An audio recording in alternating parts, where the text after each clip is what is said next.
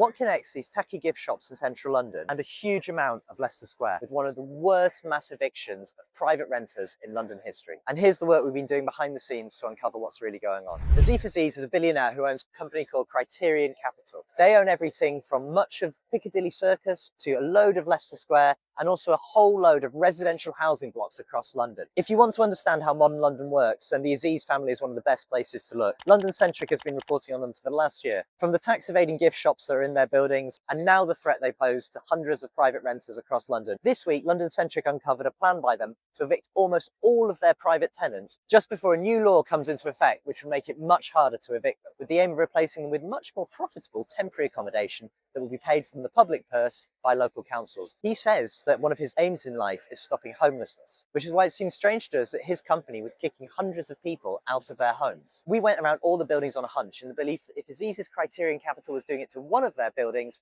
they'd probably be doing it to the other one. We found people that had eviction notices pushed under their door, even though they were up to date with the rent and had done nothing wrong. Sometimes we arrived just before the eviction notices and had to break the news to the tenants that they were on their way. London Centric published an article on this on Sunday, naming it as the worst mass eviction in the capital's recent history. After reading it, the Mayor of London, Sadiq Khan, condemned the actions of Criterion and asked his team to intervene. At the moment, it looks like up to 200 people may avoid eviction as a result of the publicity that's been caused, but it's very possible that many more may still be losing their homes. I'm Jim Waterson, the editor of London Centric. We uncover all sorts of scandals about what's really going on in London. Please follow if you want to find out more. I'm outside Asif Aziz's home in southwest London. He's the billionaire landlord who owns Criterion Capital, which over the last few weeks has been trying to make hundreds of Londoners homeless by evicting them from the properties that his company owns. We've so far been unable to get a straight answer from Criterion about whether or not they're pushing ahead with these evictions. Some tenants have been told that they've been paused.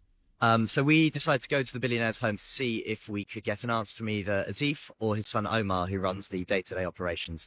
So it's 7 a.m. here in southwest London. So I'm hoping to find out, for the sake of those people who are facing eviction, whether or not they're going to be able to remain in their homes. Mr. Aziz, Mr. Aziz, it's Jim Waterson from London Centric. Mr. Aziz, do you have any comments on the people who you're making homeless? Do you have any comment on the people you're making homeless? Mr. Aziz, do you have any comment on the people you're making homeless? That was the first sighting of Omar Aziz. He's the one who's deeply involved in the evictions that have been going on and the evictions that may have been paused or not. I've tried to ask his press office on dozens of occasions. I've tried to get answers from him at his office. So we eventually tried to meet him on his way to work when he was leaving his home.